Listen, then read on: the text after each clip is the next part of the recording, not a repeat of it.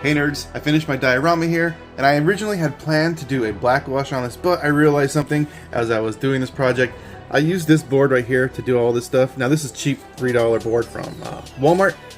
The paint does not stick to this board that well, and I realized if I got it wet afterwards, even though it had dried, it would just rub right off. So I figured a black wash would not be very good for this and probably wash away half the paint.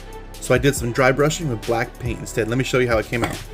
So of course I wanted to hit where the brick hits the ground because that's where the dirt's going to collect, right? It should be the dirtiest, at least I would imagine. So of course the bottom of that's a lot dirtier. And then the white door frames of course had to get hit with some black paint because they definitely needed to look a lot more dirty than they were. They look too brand new.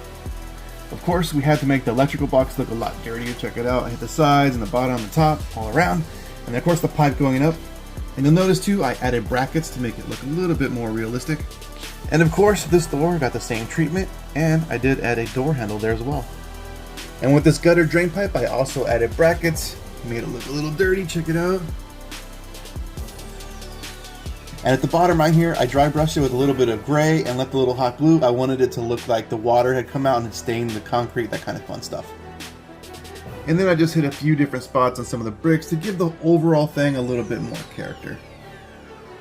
And then the last thing I did, guys, to try to make this a little bit more interesting was make a chain link fence. I know it's not that great, but hey, it's my first time, so I did the best that I could. And I kind of like the functionality because you can put it at either end of the diorama like this, or even pop it in the middle and separate it into two kind of areas.